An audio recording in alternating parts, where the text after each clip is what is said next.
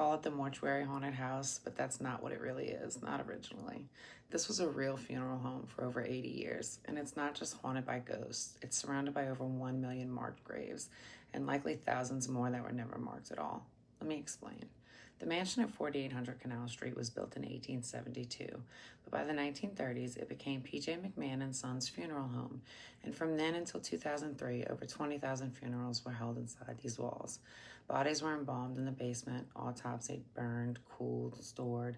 To this day, the embalming table is still down there. So is the cremation chamber, and the old elevator, the one they used to quietly move the dead, still works.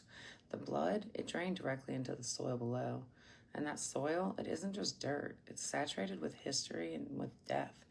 The mortuary doesn't just sit near a graveyard. It's built in the middle of the cemetery district of New Orleans, surrounded on all sides by Metairie Cemetery, Greenwood, Cypress Grove, and Oddfellows Rest. Together, those cemeteries hold over 1 million documented burials, but that number doesn't count for the ones buried in unmarked plots, the enslaved, the forgotten poor, the ones whose names were never written down, the ones buried beneath roads, walls, and foundations. Some believe tens of thousands more lie beneath the city, beneath the very concrete you're walking on.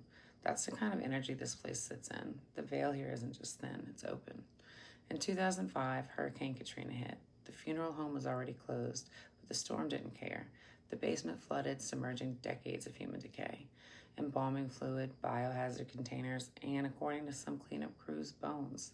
Some say they saw body bags floating. Others say there were bones in places there shouldn't have been.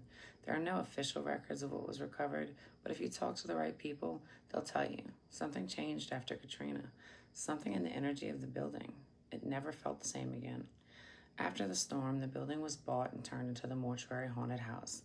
But this wasn't Hollywood.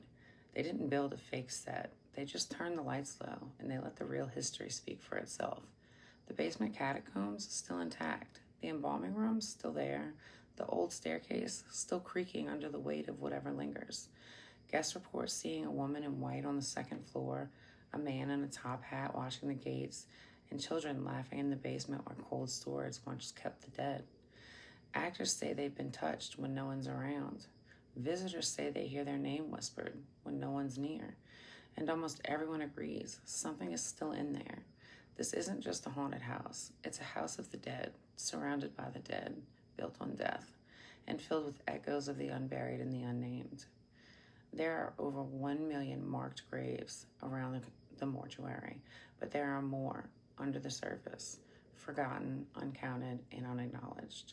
And some believe they never rested.